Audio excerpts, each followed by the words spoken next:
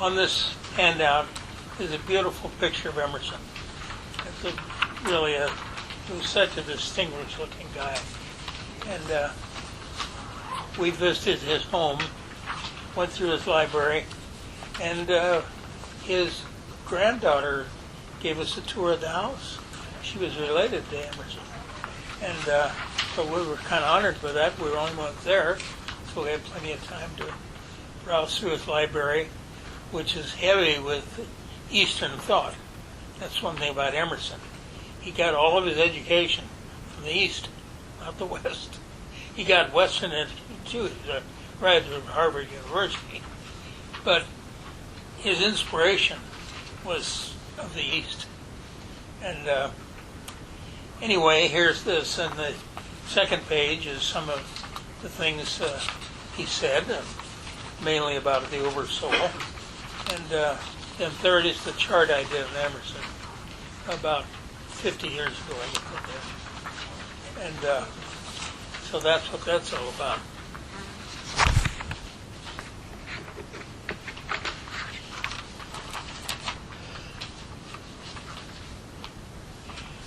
Now his contribution was esoteric.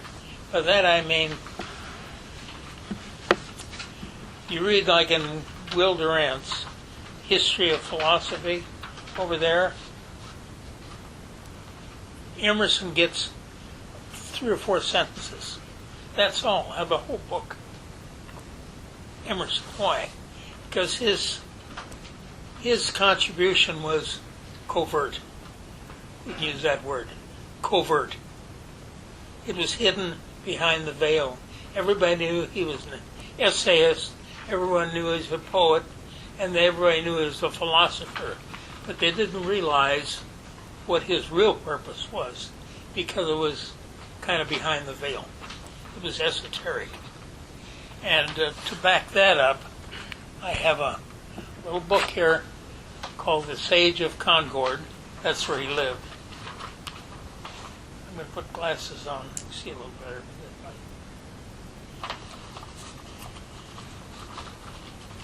Written by Virginia Hanson. Here's what his real purpose was. Before the modern theosophical movement was born, Emerson was one of the genuine line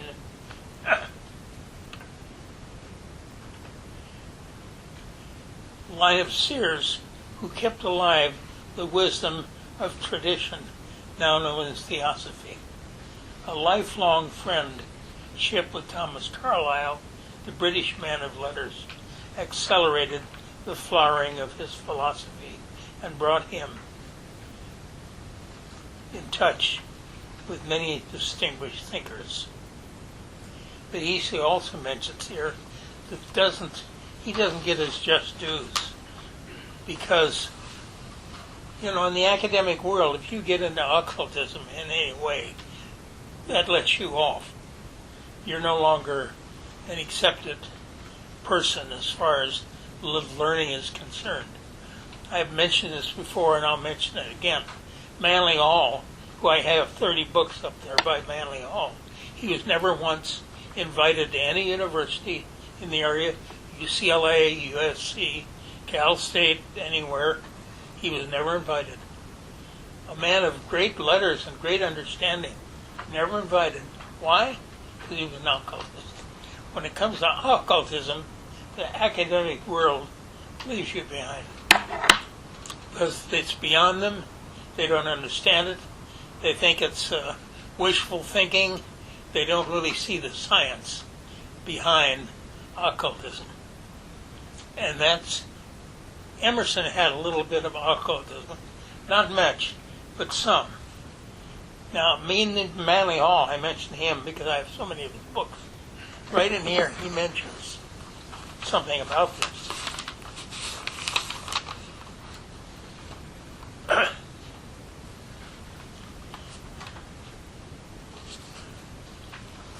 He said Durant, in his History of Philosophy, gives only 4 short quotations from Emerson and does not include him in his group of outstanding thinkers. Now, that's very unfortunate. but that's the way it is. But he also realized the problem that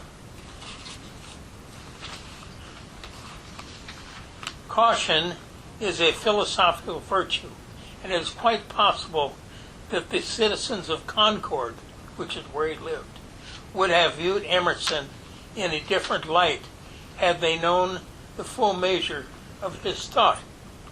His interest in Hinduism, for example, would certainly have sent a ripple of consternation through the community.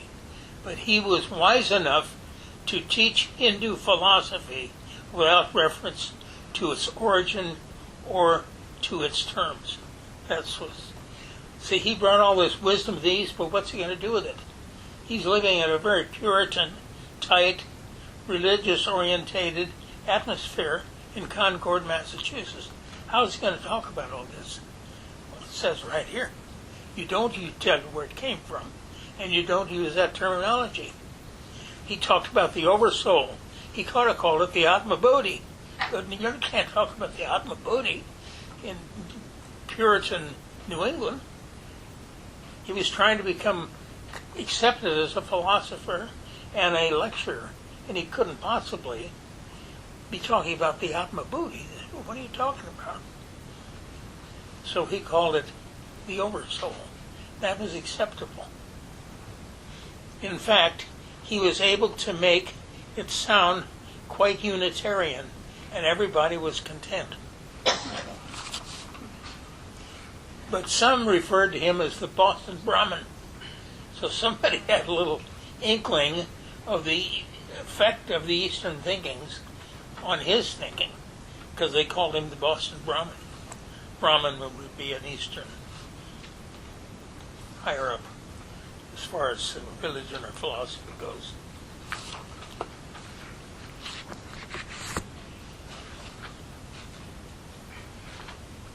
That's another interesting thing. He was a poet, and he wrote a beautiful poem called The Hymn of Concord at the bridge, what's known as the North Bridge in Concord. This was very significant because the British troops in the American Revolution came across that bridge. They were met by people that were willing to take arms against the British rule, and they opposed them, and the British retreated. That was the beginning of the North Bridge. That was the beginning of the end of the British occupation of the United States, or plenty east of the United States, the beginning of the American Revolution. I have a copy of that poem. It's very short. It's there in a monument that's built. Very famous place. If you ever go to there, you'll always take a tour. They'll always include this. By the rude bridge that arched the flood, that means the river, their flag in April's breeze unfurled. Here once the embattled farmers stood and fired the shot heard round the world. That was the beginning of the end of British rule in the United States. That and the place at Lexington.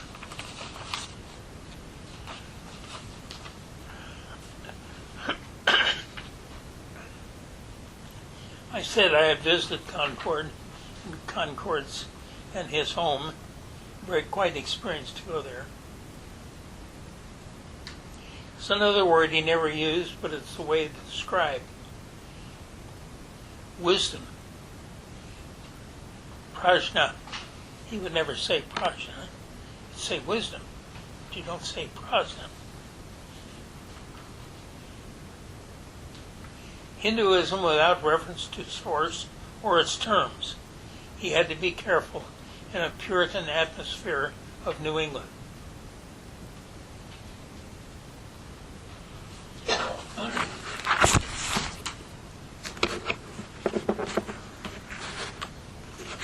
I picked out 4 of his essays.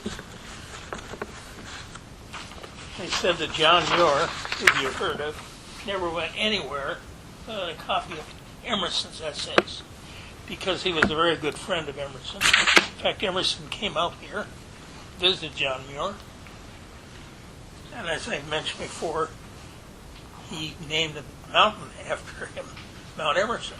It's in the Sierras.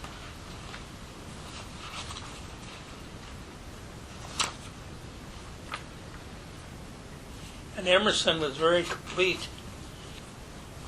Madison, tell me, what are the three O's that define the esoteric philosophy? Omnipresent, omniscient, and omnipotent. Thank you. Say we have a philosopher. You're already intelligent. What's the square root of 9? 3? That's it. You got it. No more. Huh? That was great. Love it. In the chapter on history, now here's his esotericism coming out. There is no great and no small to the soul that maketh all. Now we're talking about the higher aspect of the soul, not the part that has to do with the body. We're talking about the higher aspect, known as the Buddha principle of theosophy. But he didn't call it that. And where cometh all things are, and it cometh everywhere. In other words, you realize that the human soul, there was an esoteric or universal nature to it. We all shared in that. The soul, the same deal. There is one mind common to all individuals. Pure esotericism. Every man is an inlet to the same and to all of the same. What Plato has taught, I can think.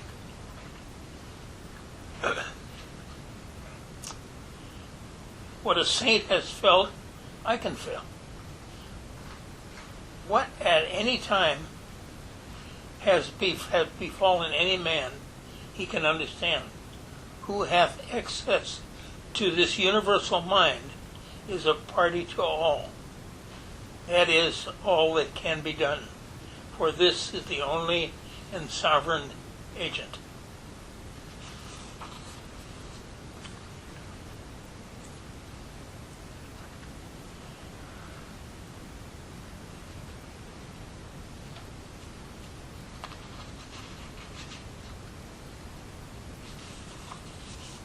He mentions the fact that that there is no history, really. We think there is, but there isn't. It's all subjective. It's not. History is not objective, as it would appear to be. It's subjective. All history becomes subjective. In other words, there is properly no history, only biography. Every mind must know the whole lessons for itself and must go over the whole ground. I mean, we believe in reincarnation, we just come back time and time again, and this is what happens. We readdress the same problems, we go through the same thing. So, many of us remember experiences from the past because we've been there. We brought that understanding back with us.